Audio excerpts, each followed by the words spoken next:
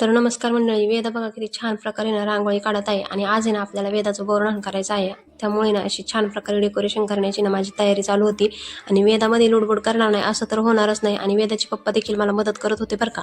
आणि आमच्या आत्याबाईंचा ना व्हिडिओ कॉल आला होता आणि आत्याबाईनं मला खूप चिडत होते की आज वेदाचे पप्पा कसं काय तुला मदत करतात म्हणून. पण आज आहे ना त्यांना त्यांच्या लेकीचं वर्णन खूपच छान प्रकारे करायचं होतं म्हणून ते देखील मला मदत करत होते. आणि माझी वेद आहे ना मी कसं डेकोरेशन करते ना याचा व्हिडिओ काढत होती बरं का. ती पण माझ्यासारखी लवकरच ब्लॉगर बनणार आहे. नंतर ना संध्याकाळी आम्ही छान डेकोरेशन वगैरे केलं होतं आणि बोर आणायला सुरुवात केली होती. आणि वेदाचे जे छोटे काका आहेत ना ते तुम्ही व्हिडिओमध्ये पाहिलेच असतील, तर ते ना आमचं वेदाचा ना छान प्रकारे व्हिडिओ वगैरे काढणार होते.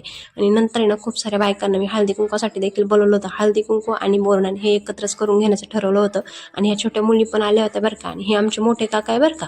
आणि मी ते ना जरा लेट आले होते म्हणून त्यांचं जरा लेट फोटोग्राफी चालली होती. आणि हे आमच्या आत्याबाई नंतर ना छान हळदी कुंकू देखील ना पार पडून घेतलं. आणि ज्या महिला आल्या होत्या ना त्यांना छान असं हळदी कुंकू वगैरे लावून त्यांना छान असे दिवे आणले होते मी वाणाला देण्यासाठी. तर ते वाणाचे दिवे वगैरे त्यांना दिले.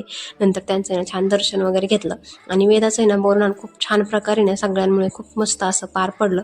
चला तुम्ही ना आपल्या चॅनलवर नवीन असाल ना तर आपल्या चॅनलला सबस्क्राईब करा आणि सिनेमॅटिक व्हिडिओ पाहण्यासाठी ना फॉलो करा.